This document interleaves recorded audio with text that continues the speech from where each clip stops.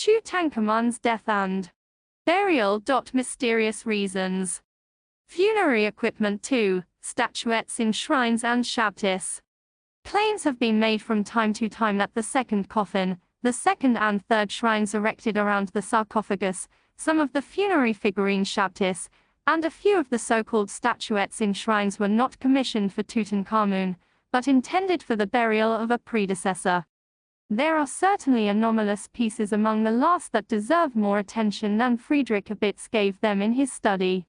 Over 30 of these figures depicting the king and deities were found in the tomb. A few were freestanding, but most were sealed in shrine-shaped boxes. One of the statuettes in shrines depicts a striding king atop a panther's back. The modeling of the torso with its feminine breasts led to the suggestion that it belonged to the funerary equipment commissioned for a woman. Other noteworthy features include the eye's lack of a cosmetic strip and the pointed, rather than squared-off ends of the eyebrows, unlike those of the companion piece, found in the same shrine, and of the other figures, depicting the king among the statuettes in shrines. A belt is missing from the kilt, and the apron-like accessory lacks the feather pattern shown on the others. And, finally, the sandals worn by the figure are set into the base, not attached to the top of it, as in the design of the remaining statuettes. Add to these anomalies the fact that the proportions are closer to those of the traditional canon. The conclusion seems inescapable that was not made for Tutankhamun. Among the statuettes there are 2 figures of the falcon-headed demigod Death, a deity responsible for protecting the internal organs removed during mummification. One of them, and the companion figure of Senuff, found in a shrine with it, differ in workmanship from all the other statuettes of mummiform gods.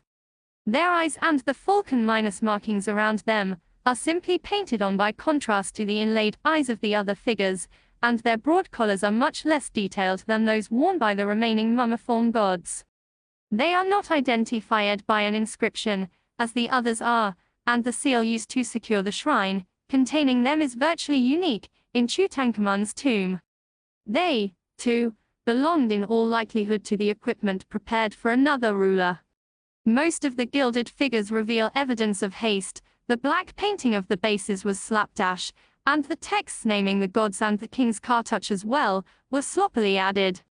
A ritual of some kind was probably involved with draping the figures in linen before sealing them in the shrines, a procedure that was not without incident. The front of the statuette depicting the lion-headed goddess Sekhmet enthroned had to be sawn off so that the figure would fit into her shrine. Perhaps that was when she lost her scepter.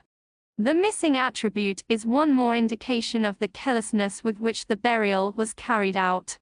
One theory proposes that the primary role of the statuettes in shrines was played during the funeral, while Abitz argued that they guaranteed the rebirth of the rejuvenated king in the hereafter.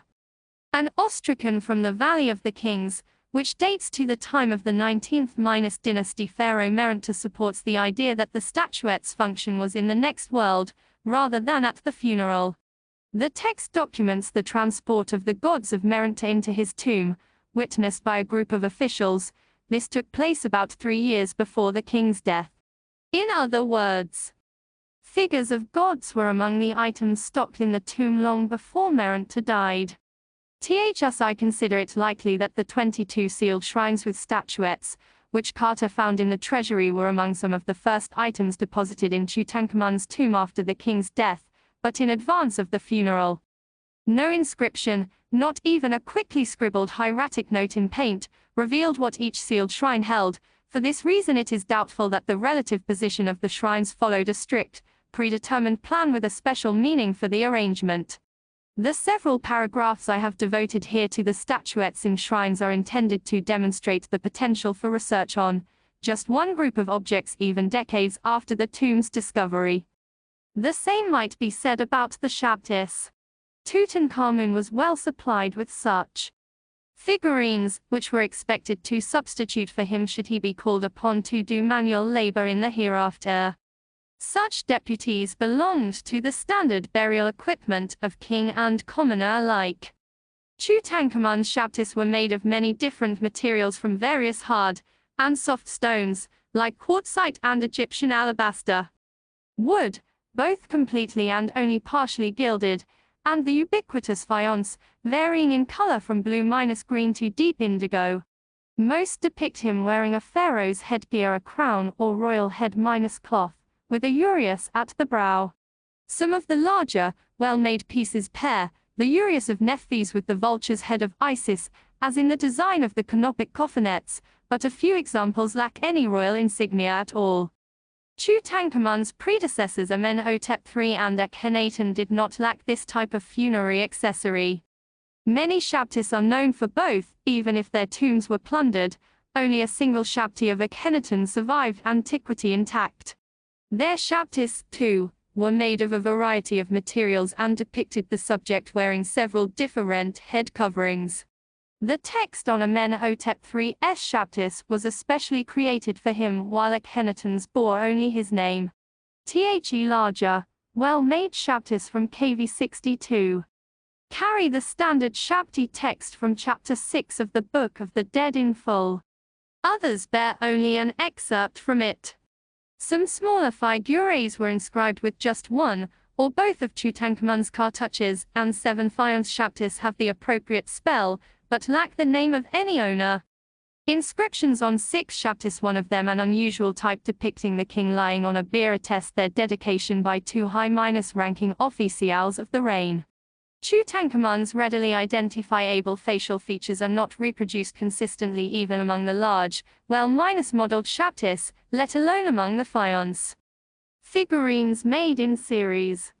This has led to speculation that some were made, not for him, but for a predecessor. However, as Jeffrey T. Martin has observed, a comparable amount of deviation is discernible in the features of Akhenaten's shabtis, all certainly created for him alone.